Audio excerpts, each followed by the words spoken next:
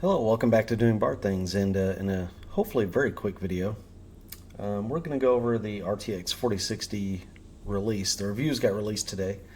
Um, yeah, so this is going to be an easy one. Unfortunately, for Nvidia, this is just more of the same. Welcome back to my humble abode and the decidedly lower end production that we run here at Doing Bart Things, with the trash can in the background in the kitchen. Eventually, I am going to get some panels to kind of cover this up, and I'm going to make my own little cubicle area. Um, but in order to do that, I got to get back to work, which I'll be starting not next week, but the week after. The 10th, I believe, is my first day.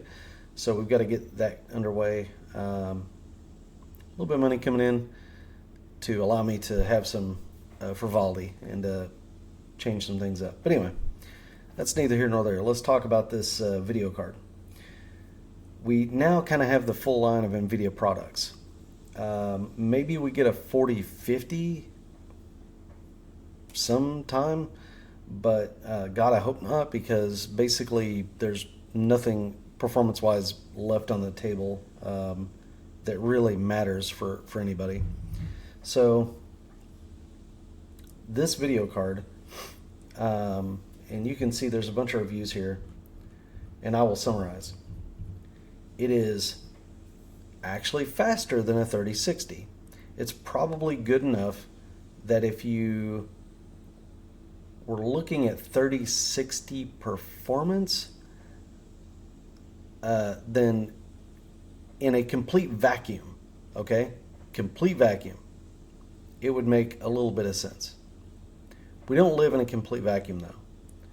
Now, I don't like frame generation, but you could get frame generation with this card, just like the other 40 series.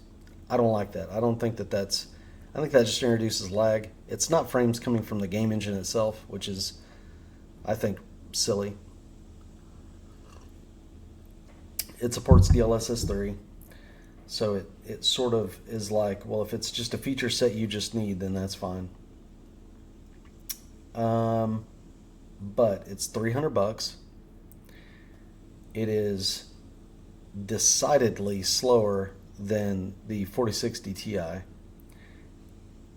and it's decidedly slower than the 3060 Ti. It loses, again, like the 6700 XT and the 6750 XT from AMD are just wrecking all of these cards.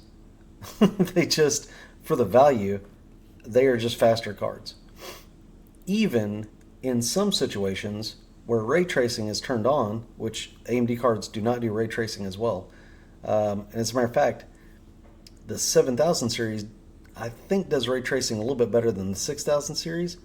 But even with that in mind, the 6000 series, the 6700 XT and the 6750 XT, in some cases keep pace with this card with ray tracing turned on. And they've got more VRAM. The price is not that much different. You can get a 6700 XT right now for a little bit over the price of what this 4060 is debuting at. As a matter of fact, you can get for the same price probably as a custom model, which we'll find out are going to be $330, $340, I'm guessing. In a vacuum, yes. But in the real world, there is just very little reason to go into buying this video card. So Nvidia had to spin full force. They released these limited reviews. JZ 2 Cents did one, and he showed I think it was Doom, if I'm not mistaken, sort of playing, looking good, and they did Cyberpunk benches. And Cyberpunk was like the only game that they did benchmarks on, and they did it with very specific settings. It was an attempt by Nvidia to influence people's initial reaction to this video card. We should, if nothing else, not buy this video card specifically for that. Like, they tried to do everything they could to lead you to believe this was a good purchase. And they knew reviewers were going to dunk on this thing the moment it came out, and they are. Gamers Nexus just released a review. I will say this. It is better in comparison to its predecessor than the 4060 Ti. The 4060 Ti, there's no reason to buy a 4060 Ti at all from raw performance perspective. Just none. It is basically a 3060 Ti. This card does in fact beat the 3060 that it replaces by a portion that is measurable to the extent that I would call it an upgrade. I don't know if I would refer to it as a generational upgrade, but it does win one almost, and again, I don't want to be tinfoil hat guy, but one almost wonders, is that because of recent drivers maybe that might have tempered the 3060's performance recently? I don't know. But I feel like physically, I'm not sure how this card does it. The only thing it's kind of got a advantage on is that extra bit of cache. So maybe that's helping. But the 3060 starts to creep up on it as you increase resolution.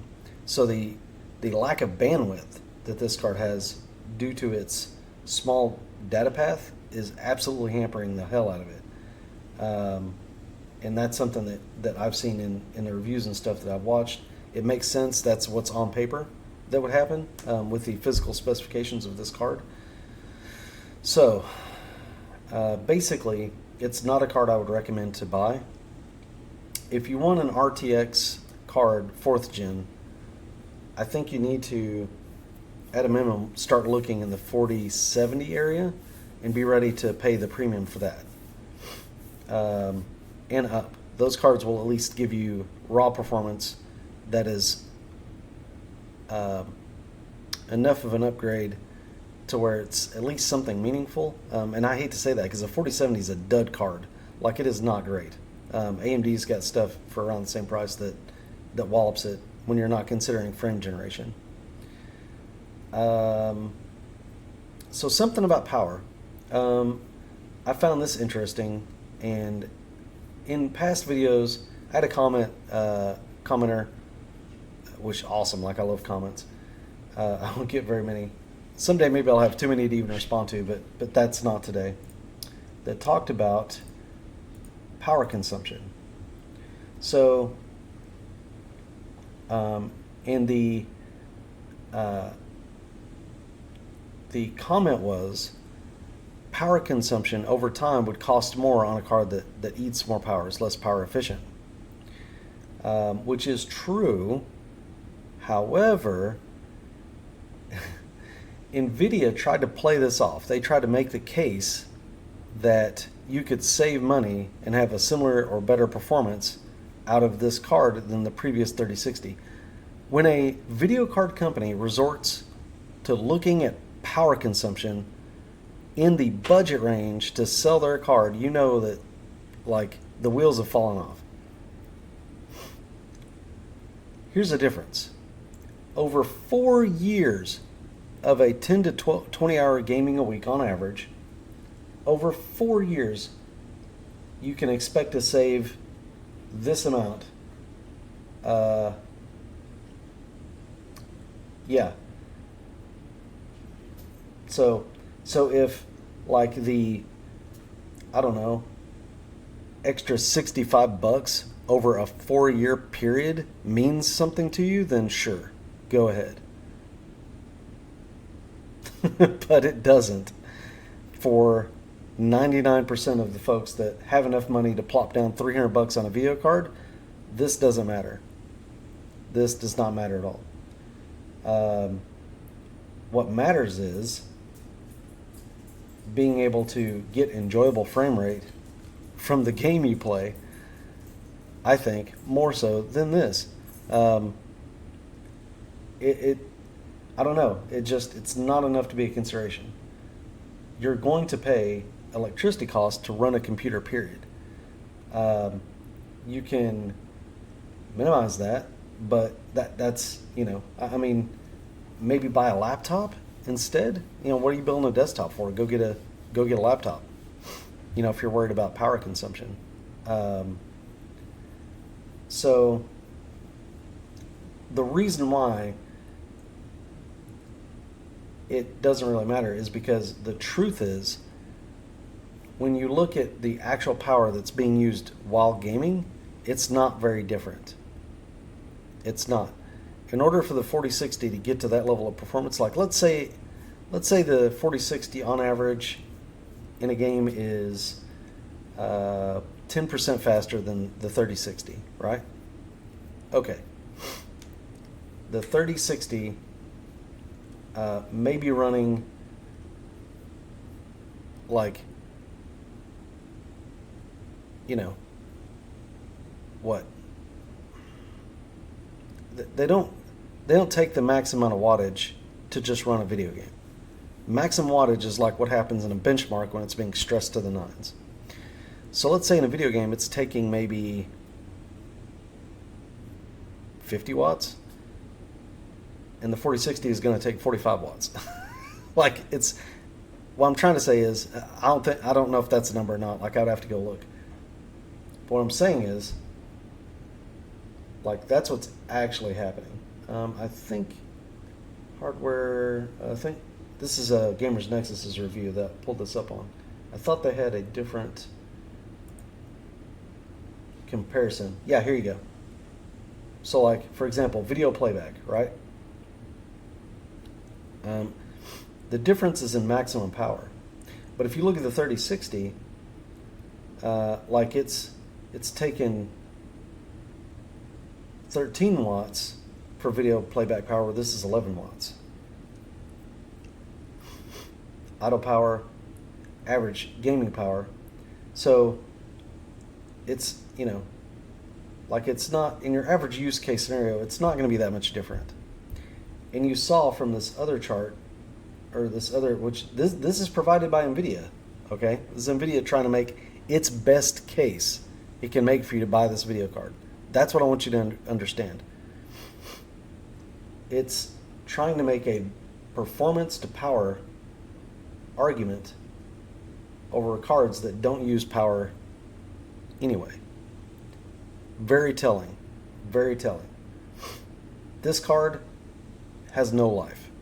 This card is going to get replaced in a year or less by a 4060 Super or something like that that's going to be better, because no one is going to buy this card. If we come out here to pricing, so the see if they have it listed even. Yeah, they do. Okay, so let's look at the prices. Yeah, $299, $329. So this is what's coming, $329. For that much money, if I click over here, if we look at the 7600 is a slower card, but it's cheaper. If we look at the 6000 series, look at the 6750. For $359, you can get Resident Evil 4. There's a $10 rebate. Get your MSI 6750 XT, and it is substantially faster, in my opinion. You can get your $20 off your ARC Challenger Pro. So it's just, in my opinion, that's a better card. 3060 Ti is a better card overall. What are the prices in 3060 Ti? $359, $349. So if you can find these cards and you still want Nvidia, I think that's a better deal. I just, in a vacuum, I think in some games, you have to remember, in some games only, don't just blindly buy an ARC card without checking what games you play and if it performs well. But like an ARC A750, $309. The Bifrost kind of went up in price a little bit, so it would be a considerable investment. But at $309, the A770, that's not horrible. What about the A750? Also can compete in the same. See, that's like $250, right? So really, I probably wouldn't buy a 7600 either. I think my bet would be on the 6700 XT or even the 6700. right now while they're out there. Yeah, look, 249, 279.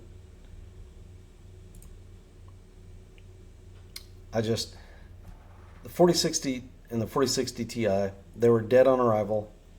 They were even worse values than the 4070. They're so bad that they make the 4070 actually look like um, almost reasonable. It's not. Um, but yeah, I wouldn't buy a 4060 or a 4060 Ti. I would look around at the competition. Even Nvidia's last series, the 3000 series, for a video card, if I was shopping in that price range and had to have Nvidia. So that's kind of the story on that. Like and subscribe if you want. I just want to keep this quick and kind of give everybody the heads up that, you know, this card, I wouldn't do it. It's your money. You spend it how you want to spend it. Maybe if you just do need something that is that power efficient, go right ahead.